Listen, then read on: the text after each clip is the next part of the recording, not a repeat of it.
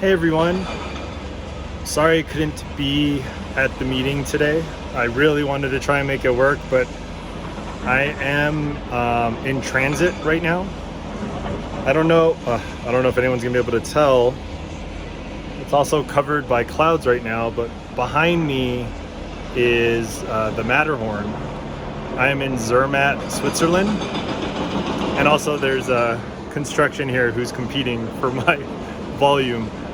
But yeah, I'm in Switzerland right now, and we're going to be taking a train to Italy. Yesterday was my wife and I's 1 year anniversary, and yeah, so we're in Europe. This is kind of our delayed honeymoon. We didn't get to do this, so lucky enough to do all the COVID tests and all the regulations that are needed to get out here. It's been fun. So we've been out here for a couple days. We started out in Bern, and now we're in Zermatt, and now we'll be going around Italy. So I'm being tagged in from Melody. But yeah, I still could do the presentation, and that's what I wanted to do by sending you this recording. And I wanted to do something similar to when I joined BNI the first time. I noticed Joey presented, and it was something I really appreciated, because what Joey presented was introducing himself, getting to know him, and I never really did that. Most of my 30-second infomercials and 10 minutes has been business based, but I thought as visitors are starting to roll in, getting to know me on a more personal level would be great. So I guess, where do I start? I'm a Bay Area kid. I was born in San Francisco. I grew up in Daly City. I actually went to an all-boys high school. I went to Reardon in San Francisco, and then I stayed in the Bay Area for college. I went to college in the South Bay. I went to Santa Clara, and right after, it's a pretty boring career path. I'll try to add context to it, but right after I graduated, 21 years old, I started at New York Life, and yeah, I'm starting my 15th year at New York Life. And the reason why I started at New York Life, I guess I'll give a background of my family's practice. Is my grandmother actually started at New York Life, so I'm pretty sure I've said this enough. She started in 1985. She just tried out the insurance industry. And unfortunately in 1988, she was diagnosed with breast cancer, stage 4. It worked really quick, and she passed away in 1988. So her manager, my grandmother's manager, was the one who actually delivered the death benefit check to my mom. And my mother, it really helped. I think that's when they stopped renting and they bought a home, and that was actually the house that I grew up in. The manager, my grandmother's manager, asked my mom and said, "Would you want to try this career out? Your mom had a decent book of business." And yeah, my mom was in HR. She considered it, and once she started, she just took off. And she started in 1988, so around the time my grandma passed, and she's still working at a high production rate. I believe it's close to 35 years. She slowed down a bit. She's not operating as crazy as she is, because my mom and my dad are empty nesters now.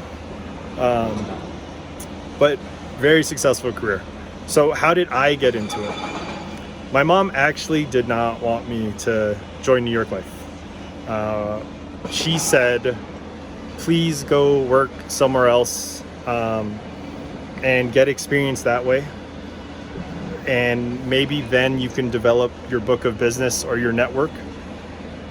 I didn't really listen to my mom, because what New York Life had is a pension plan. And the thing about that pension plan is in the 20th year, it triggered for my mom. So what I told myself was, all right, if I just start as soon as possible, that should help, right? Yeah and no. 21 years old, entering the business, not even barely understanding life because I just overloaded units in college to get out of there as quickly as possible.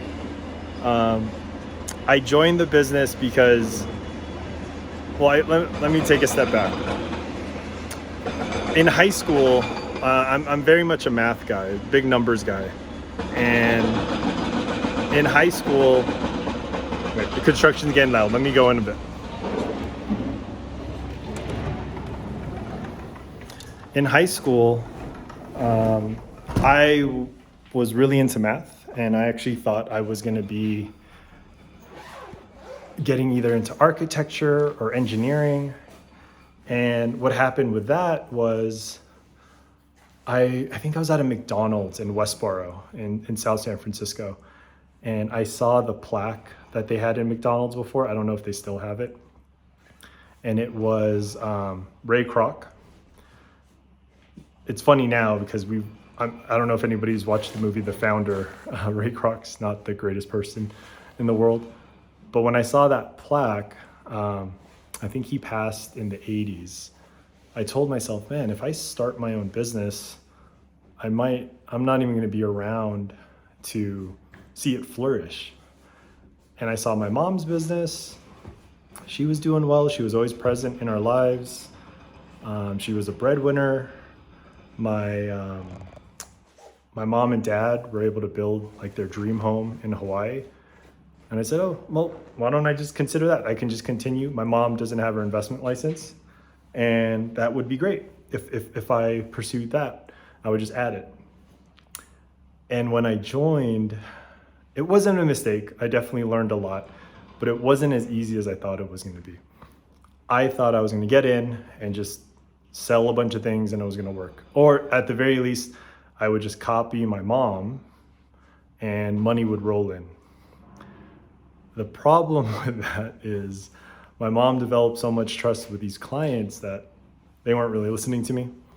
And on top of that, most of my mom, maybe 80% of my mom's or 90% of my mom's book of business were all speaking Tagalog fluently, which I understand, but I don't speak.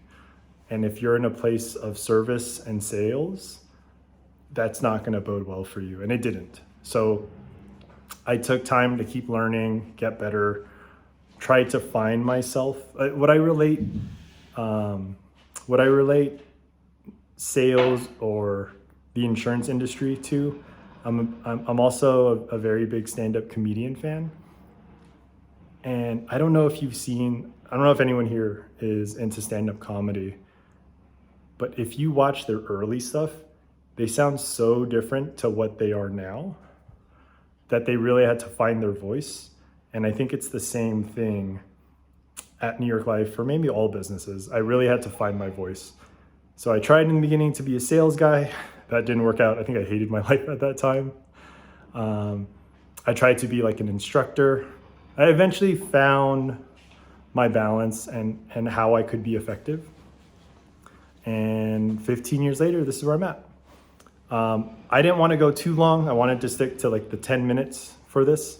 So what I wanted to say was that was the beginning and a little bit of background of me. What I encourage everyone to do is I've built connections with everyone here. I've either had one-to-ones or I've had dinner or we've actually conducted business. Shoot me an email to either schedule a one-on-one or ask any questions you have, whether it's about business or if it's about anything insurance related. I take pride that I studied a lot and I really understand the insurance industry to the point where I can make products in your portfolio very efficient. It's not just throwing $300 a month kind of takes care of things. It's very methodical and I try to simplify that. So if you have any questions, please send me an email. I'd love to hear from you. Well, in the meantime, I don't know if I'll be making it to the next meeting, but for sure 2 weeks I'll be back. All right. Thanks, guys. Great to see you all. Kind of. Bye.